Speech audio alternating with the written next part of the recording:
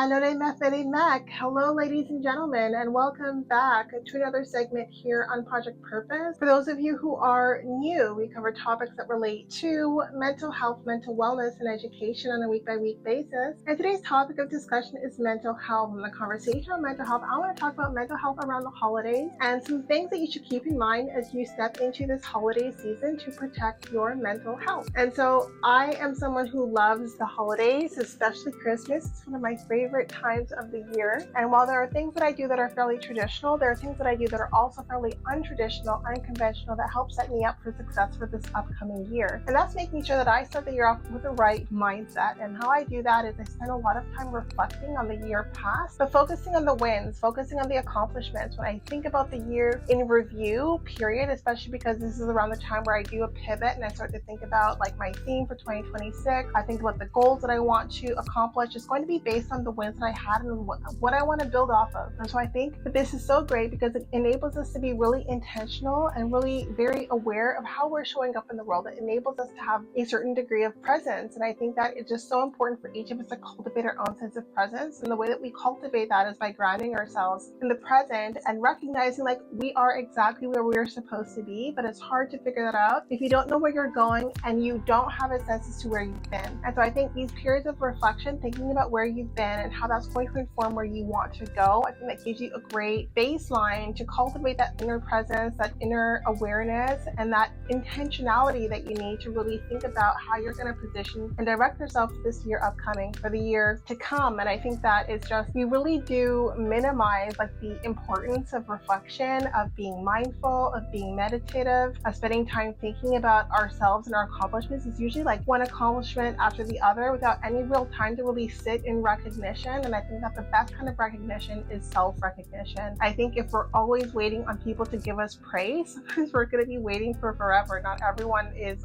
oriented to praise you. Like a lot of the times, all of us are kind of oriented where we expect the good. It's like what we expect. So like, why would we praise someone for doing what we're expecting? Whereas if we know we went above and beyond, rather than wait for the people around you to say that, like this is your opportunity to celebrate all of the ways that you went above and beyond this year. And I think that it's just so good for your mental health because you're not always burning off of two ends. You're giving yourself the opportunity to reflect, to recognize your efforts, to show up the way that you need to give yourself that reward time. I think reward time is super important. And then to really reposition yourself this year coming. So I think that that's really important. And it's also so good for your mental health because it helps you cultivate awareness. And I think a lot of us go through life on autopilot. And while there are certain things that I used to do all of the time on autopilot, I find that when you start to really cultivate the sense of awareness and the sense of presence, then it's harder to be on autopilot. And I think that is a good thing, to be aware and to be present and to be like in the setting that you're in, recognizing that there is no setting that is accidental. We're always exactly where we're supposed to be. And so the next one is reward. The first one is recognition, self-recognition, which I think is so important. And the second one is reward. Sometimes we wait for other people to reward us for our good efforts, but I think it's up to us. Like we need to reward ourselves. We know how much time we put in. We know exactly like the kind of reward that our efforts are due, right? And I think that it's always really great if you have a community around you who wants to celebrate you, who wants to give you that sense of honor for the things that you've done. But I think that that is always something we can do for ourselves, especially if you don't have like that big of a community. It doesn't mean that you don't reward yourself for those good things, for those quick wins, or even like the hard fought wins. I think a reward is something that we each can definitely do for ourselves. And a reward doesn't have to be like a huge thing. A reward can be a spa day at home. A reward can be giving yourself the opportunity to read a really great book. A reward can be dining out on your own or with someone you love. I mean, these rewards, like these events, is really just how you frame them, right? How you frame the event before you go to it. But I think giving yourself the opportunity to feel celebrated, going out of your way to reward yourself for the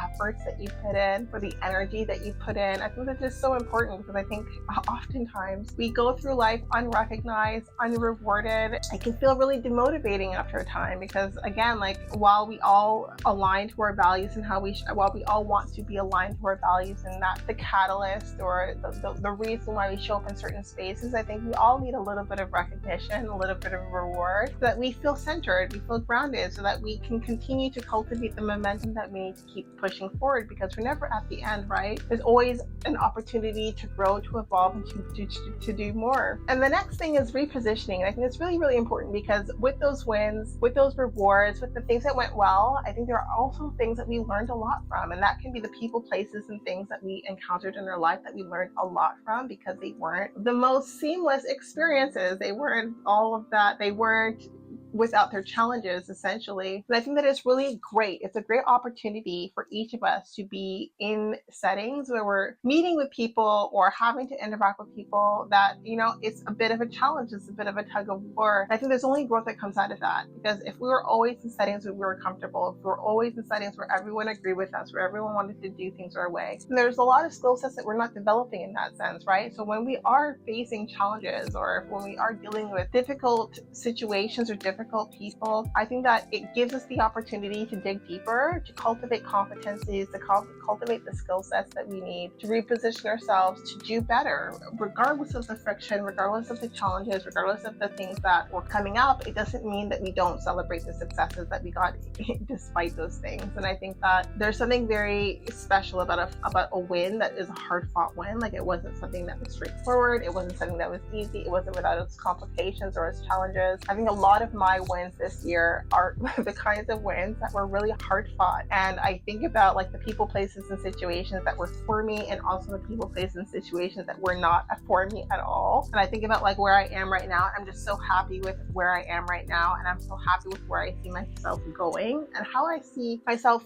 growing through these experiences. And I think that I wouldn't have changed anything. And though sometimes I struggle when I'm processing some of the difficulties that I've experienced, I struggle with, how to position myself in alignment with it. Like, or how do I frame it so I can give myself a certain degree of closure. But post closure, when I have that closure, I feel so much wiser as a byproduct of those experiences, and it's wisdom that I wouldn't have gained without having gone through those experiences or having had experienced those hardships. So I think that it's really important that we each give ourselves the opportunity to celebrate not just the positivity that we experienced in 2025, but also the challenges we experienced in 2025, because both of those informed and are currently informing our becoming. And that is a beautiful, beautiful thing. And that's something that we all want for ourselves: the opportunity to grow, to develop, to evolve, to push the needle on our own becoming, informing that person with intentionality, with choice, with mindfulness, all of those great things. And so I wanted to come on here and talk about that, because I think that those are the levers that really do play into our mental health, especially as we wrap up a year. No matter how you feel about the holidays, about the New Year's, it is an opportunity to reset. And I think a great way to reset is by first giving yourself the opportunity to give yourself that self-recognition, to reward yourself for the things that you've done this year, the hard-fought wins especially, and to also reposition yourself when it comes to the challenges and the hardships and the situations that are a little bit prickly. Like, they do not need to be a deterrent. They can be